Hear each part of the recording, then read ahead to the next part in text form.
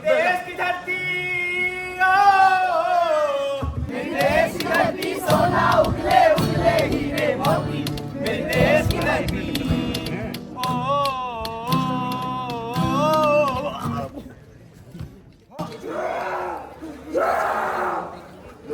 Mitochondria is the powerhouse of cell.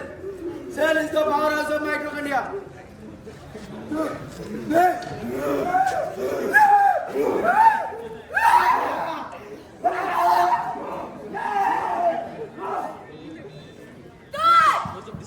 NID Durgapur की नाट्य संस्था एंटरनैट प्रस्तुत करती है एक स्वरचित एवं स्वनिर्देशित नुक्कड़ नाटक गूंज।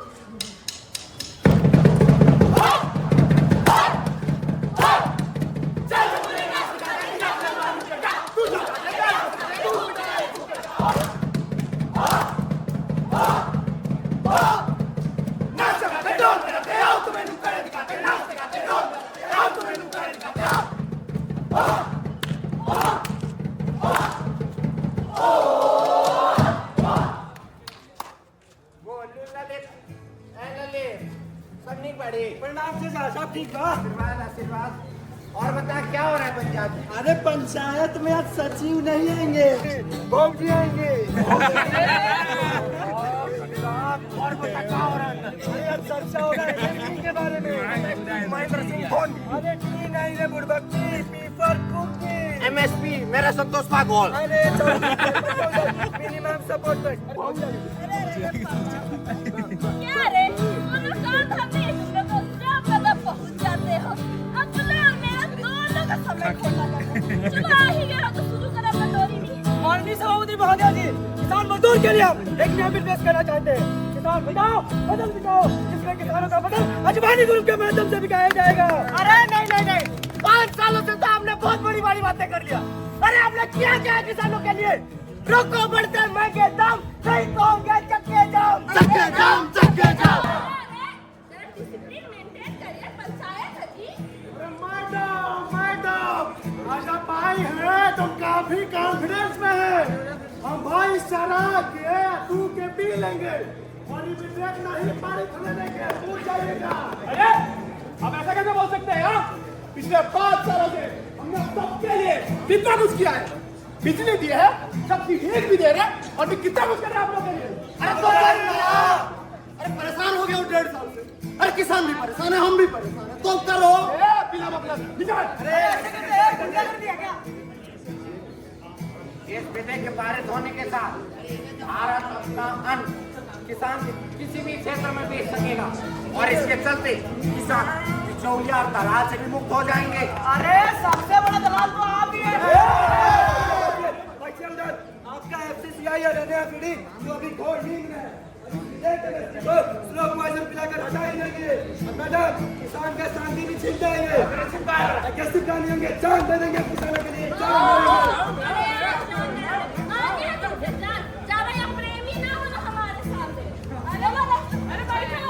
हमारा मुद्दा तो कभी किसानों का MSP छीनना था ही नहीं। हम तो केवल किसानों को एक विकल्प दिए। इससे आधुनिकता और नई टेक्नोलॉजी से हम भारत को नई ऊंचाई पे लेके गए। कहां पहुंचा दिया? देखो ये भाषण देना हमसे नहीं आता है। एक बात है भाई, या तो हाँ या तो ना। तो चलो बताओ कौन बिल के पास पे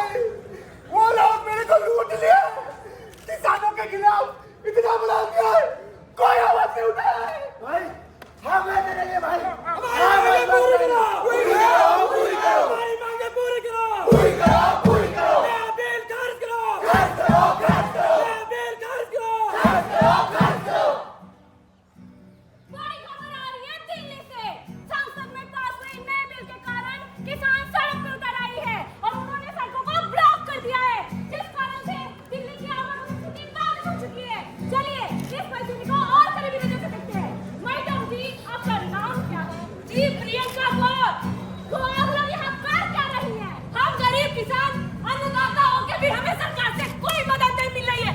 हमें खालिस्तानी का टैग दिया गया, हमें एंटी नेशनलिस्ट बोला जा रहा है।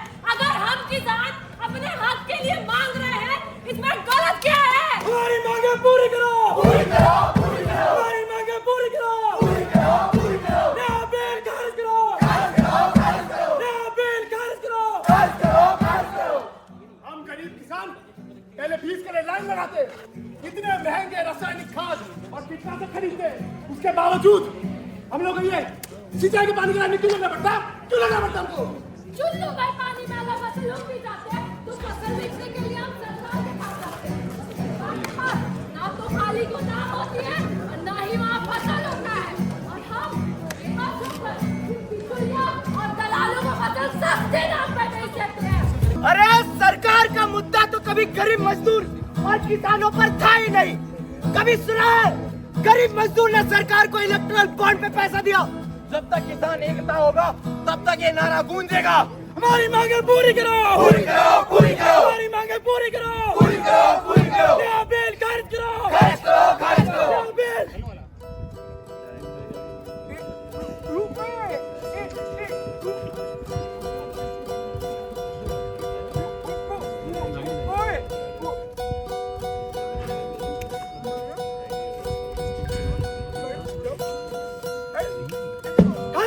खारिज करो, खारिज करो। तो फसल उगने ही वाले नहीं थे, वो तो अल्लाह का शुक्र है कि बारिश हुआ। अरे ओ टोपी वाले भैया, अल्लाह का शुक्र, 7 दिन इंतजार बात करने के बाद आज बारिश हुई है। अबे धर्म को भी तो जैसा कि आप देख सकते हैं, यह सारे किसान एकजुट होकर आंदोलन करने आए थे, पर उनके आपसी मतभेद और धर्म की लड़ाई के कारण उनकी यह आंदोलन सफल नहीं हो पाई। आगे की न्यूज जानने के लिए बने रहिए इंटरैक्ट 24/7 न्यूज चैनल के साथ। और आज हमारे साथ जुड़े हैं बाहुबली पार्टी के स्पोक्सपर्सन। नहीं चलेगी, नहीं चलेगी, तानाशाही नहीं चलेगी, अरे किसकी? किसी की भी नहीं चलेगी। हम ये बिल पास नहीं होने देंगे किसी भी कीमत पे। भाई बिल तो आप ही के बाहुबली पार्टी ने पास किया है। मेरी बाहुबली पार्टी ने, मेरी अमरेंद्र बाहुबली यानी मैं इस बिल को पास जरूर होने दूंगा।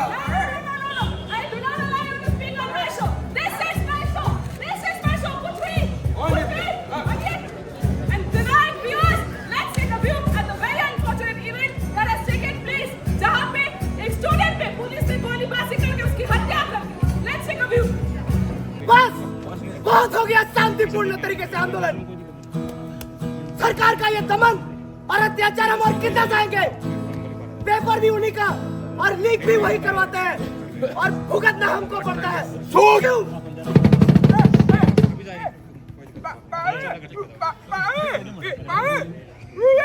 सावधान, जज साहिबा पधार रही है।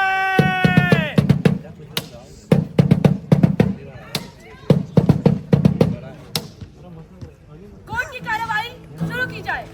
मैडम, मैं इंस्पेक्टर अमन सिंह को कटघरे में बुलाने की अनुमति चाहता हूँ। इजाजत है। तो इंस्पेक्टर अमन सिंह, पुलिस के हाथ में बंदूक क्यों थमाई जाती है? जनता की सेवा करने या उसी को मौत के घाट उतारने? उसने अपने स्टूडेंट पर गोली क्यों चलाई? जनाब मेरी बात को समझे, मैंने अपने मन से गोली ना चलाई। मेरे पास तो बस एक लक्ष्य था, तीर को नियंत्रित करने वास्ते, और बंदूक देखे तो गोली मारने का आदर था, वो तो मैंने डीएसपी सामने दिया था। डीएसपी को कटघरे में पेश किया जाए। डीएसपी अपना हाजिर हो। हाँ तो डीएसपी, आपने इंस्पेक्टर के हाथ में राइफल थमा के उनको शूट का ऑर्डर क्यों दिया? हमारे को क्या दिक्कत हुई? जनाब, सिचुएशन इतना अनकंट्रोल था, स्टूडेंट पत्थरबाजी पे आ चुके थे। हमारा एक ऑफिसर को सर फोड़ दिया, इसलिए हम ऑर्डर दिए। माय लॉर्ड, भारतीय दंड संहिता धारा 129/144 के अनुसार भीड़ को कंट्रोल करने के लिए पुलिस गोली चला सकती है। और हमारे स्टूडेंट को मारने का कोई इंटेंशन नहीं था, वो तो बस एक इत्तेफाक था। इत्तेफाक? Objection my Lord, overruled. दिन दहाड़े एक स्टूडेंट की जान चली जाती है और डीएसपी उसे इत्तेफाक कहते हैं। मैडम, मैं दो चश्मदीद गवाहों को पेश करने की अनुमति चाहता हूं। चश्मदीद गवाह हाजिर हम तो वहाँ शांतिपूर्ण ढंग से आंदोलन कर रहे थे। मेजोरिटी ऑफ स्टूडेंट्स एक्शन पर ही बैठे हुए थे, मगर वहाँ शरारती दल के कुछ लोग आए, पुलिस से उनका झड़प हुआ और पुलिस ने हमारे ऊपर लाठीचार्ज कर दी, हमारे ऊपर वाटर कैनन से हमला किया। अचानक एक गोली चलने की आवाज आती है और हम वहाँ पे जाके देखते हैं कि हमारे दोस्त की लाश बिछी हुई थी। हम स्टूडेंट लोग अगर किसी अन्याय के विरुद्ध आंदोलन करें और पुलिस हमारे पर बंदूक और लाठी से वार करे तो हम भरोसा किस पे करें? माय लॉर्ड, इस देश में अन्याय के खिलाफ आवाज तो उठता है, लेकिन आवाज उठाने वाले को ही डराया जाता है, उसको धमकाया जाता है, यहाँ तक कि उसकी हत्या तक भी की जाती है। इसी तरह उस दिन हमारे देश के एक होनहार नौजवान जो अपने हक के लिए, अपनी खुद की सम्मान के लिए लड़ रहा था, उसी को ही डीएसपी ने बेरहमी से मार दिया। तो अंत में मैं इस कोर्ट से यही अपील करूंगा कि हत्यारे को कड़ी से कड़ी सजा हो और उनके परिवार वालों को भी मुआवजा दिया जाए। That's all, Your Honor. ये कोर्ट पुलिस प्रशासन पे निष्पक्ष जांच और पीड़ित के परिवार को 10 लाख कॉम्पनसेशन देने का आदेश देती है।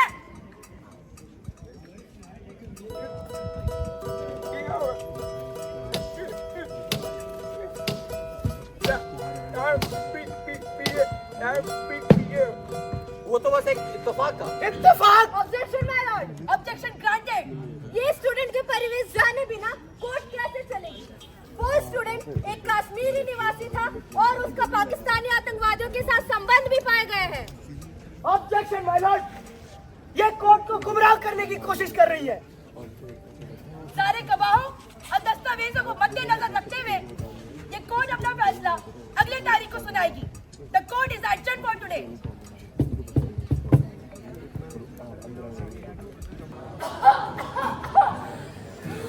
ताली कभी एक हाथ से नहीं बजती, दोनों हाथ से बजाई जाती है। रात रात भर पढ़ाई के नाम पे बाहर घूमते रहेगी, गुंडागर्दी करेगा, उनके साथ तो ऐसा ही होगा ना।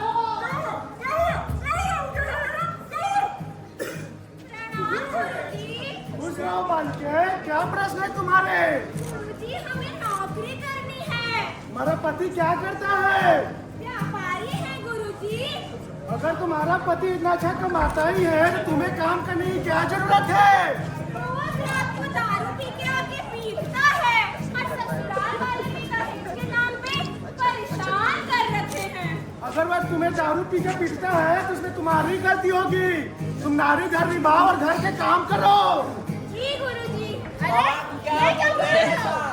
अरे हमारा रंग बना है तो सही बोलना होगा। बोलो पहाड़ बाकी जय। नमस्कार जनता, यहाँ तक आने के लिए जो सड़कें हैं वो इतनी खराब क्यों है? कोर्ट पे केसेस चले जा रहे हैं, किसी को न्याय क्यों नहीं मिल रहा है? हमारी बाहुबली पार्टी सबको न्याय देगी। कितनी IITs हैं इस देश के भीतर? आने वाले 2 वर्षों के भीतर इसको 123 कर दो। और क्या चाहिए आपको? रोजगार? हमारी पार्टी बेरोजगारों को रोजगार भी देगी। मेरा मतलब इंजीनियर्स को भी रोजगार देगी। बाहुबली पार्टी की जय। बाहुबली पार्टी की जय। नमस्कार मंत्री जी। नमस्कार। कैसा चल रहा है तुम्हारा व्यापार? बस आप ही का कृपा है। कैसे आना हुआ यहाँ पे? आपके लिए कुछ था। अरे अच्छा बात है। क्या है वैसे ये? आपके सीमा में जो सैनिक लड़ रहे थे उन्हीं के ही राशन पानी का पैसा है। बहुत बढ़िया। अब हम इस धन राशि का प्रयोग देश के हित में करेंगे। जय हिंद।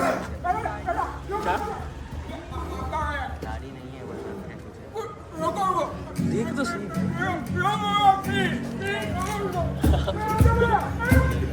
ये मेरा साम्राज्य है, मेरा। अभी चलेंगे। मैंने ही इस दुनिया में कानून की रचना की है। मैं ही वह हूँ जो यह निर्णय लेगा, जिसे न्याय मिलेगी, किसे जेल मिलेगा और किसे बेल। ब्रह्मा विष्णु महेश सब मैं हूँ। मैं ही शाश्वत हूँ।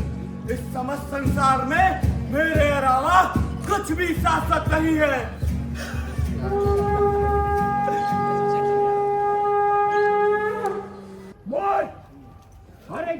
विष्णु का अवतार अवश्य आता है। तेरा मृत्यु भी निश्चित है। तेरा मृत्यु आवाज के कारण होगा। अब गूंगा भी बोलने लगेगा।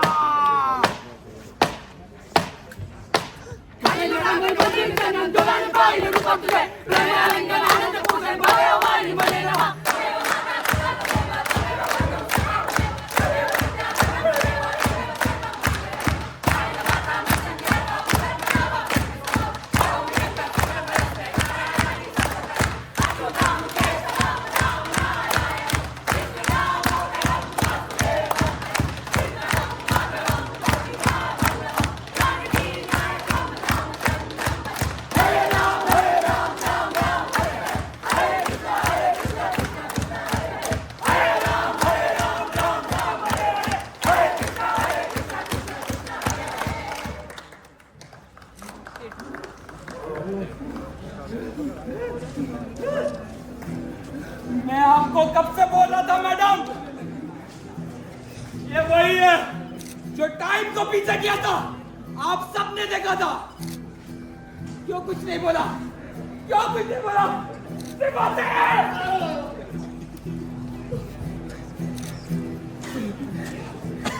उस बच्चे की क्या गलती थी?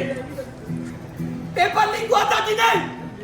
सरकार ने सेट किया था कि नहीं? वो तो आंदोलन किया ना बस। क्यों मारा गया उसे? क्यों मारा गया?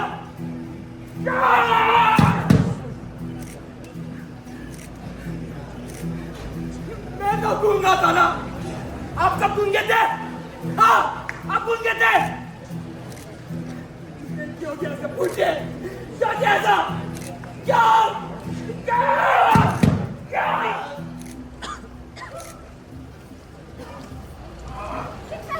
चिल्लाते हैं ना ये लोग। फालतू का शोर ही तो मचा रहे हैं। अरे अपने देश में 150 करोड़ की आबादी है। रोज ऐसे कई नारे गूंजते हैं, है ना? पर हमें इससे क्या फर्क पड़ता है? ये बला हम लोगों पे तो नहीं आई थी, राइट? अरे हम ये नहीं कह रहे हैं कि भारत की जो सरकार है वो कहीं पे भी गलत है, और ना ही हम ये कह रहे हैं कि उनके बिल के खिलाफ जो लोग विद्रोह कर रहे हैं वो गलत है। हमारा बस इतना कहना है कि एक लोकतंत्र में ये कभी पॉसिबल नहीं है कि 100% सम्मति के साथ एक बिल पास किया जाए। तो सही जांच पड़ताल करके उस बिल के खिलाफ अगर कोई आवाज उठा रहा है तो वो उसका जन्मसिद्ध अधिकार है। दिक्कत तो हमें समाज के कुछ गिने चुने तत्वों से है जो देश को गुमराह करने की कोशिश कर रही है। जब भी हमारे देश में कोई विद्रोह होता है, चाहे वो चीनी के खिलाफ हो, चाहे वो रेप के ही खिलाफ क्यों ना हो, हर एक स्थिति में कुछ ऐसे तत्व होते हैं जो कंपनी का ध्यान किसी और ही दिशा में केंद्रित करने की कोशिश करते हैं। कभी किसानों को खालिस्तानी कह दिया जाता है, कभी स्टूडेंट्स विरोध में हिंदू मुसलमान घुसा दिया जाता है। अरे कुछ लोग तो ऐसे भी हैं जो रेप में रेपिस्ट को नहीं बल्कि विक्टिम को ही ब्लेम करने लग जाते हैं। ये तत्व आंदोलन में घुसकर आंदोलनकारियों का ध्यान भटकाते हैं, जिस वजह से अमन और शांतिपूर्वक चल रहा आंदोलन एकदम दिशाहीन हो जाता है।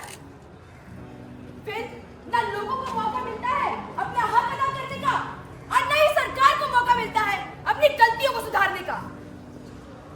और ऐसे एक दो नहीं बल्कि कई किस्से हमारे देश में 2020 से 21 के किसान आंदोलन में किसानों को एक खालिस्तानी आतंकवादी कहकर बदनाम किया गया, जबकि ये आंदोलन तो मुख्य रूप से कृषि कानूनों के खिलाफ था। 2012 के निर्भया गैंग रेप केस में पीड़िता को ही दोषी ठहराने वाले बयान दिए गए, जैसे कि इतनी रात को बाहर क्यों गई? ये मुद्दा तो उनकी सुरक्षा का था। मणिपुर के 2023 के केस में मीडिया और सोशल मीडिया का गलत इस्तेमाल किया गया, फेक न्यूज और प्रोपेगेंडा फैलाकर चीजों को तोड़ा मरोड़ा गया, फेक फोटोज और वीडियोस वायरल की गई, और इस स्थिति का फायदा कई नेताओं ने उठाया। कुछ लोग सरकार को दोषी ठहराने लगे तो कुछ लोग उनका समर्थन करने वालों का। मार्टिन इरमा जी ने नाजी जर्मनी के निवासियों के लिए एक पंक्ति लिखी थी। वे बोलते हैं कि वो कम्युनिस्ट के लिए आए थे, पर मैं कुछ नहीं बोला क्योंकि मैं एक कम्युनिस्ट नहीं था। फिर वो सोशलिस्ट के लिए आए, फिर मैं कुछ नहीं बोला क्योंकि मैं सोशलिस्ट नहीं था। फिर आए वो व्यापारियों के लिए, मैं फिर कुछ नहीं बोला क्योंकि मैं एक व्यापारी नहीं। फिर जब वो मेरे लिए आए तो मेरे हित में बोलने के लिए ही नौकरी में चाहिए। हम आपसे बस इतना ही अनुरोध करना चाहते हैं कि देश विदेश के कोने कोने से आ रही आवाजों को आप नजरअंदाज न कीजिए।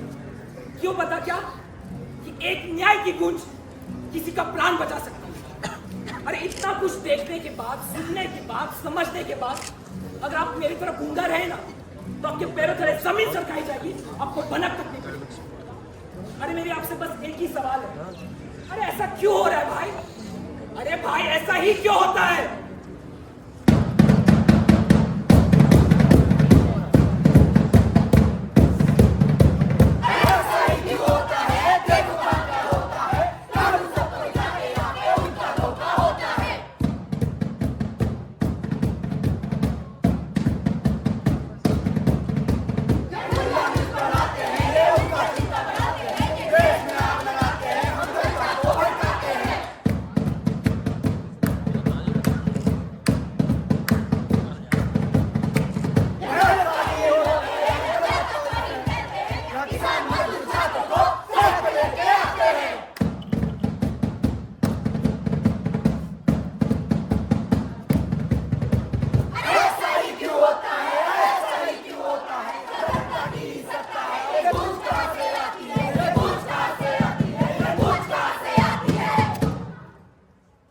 तो ये थी हमारी आपकी प्रस्तुति। धन्यवाद।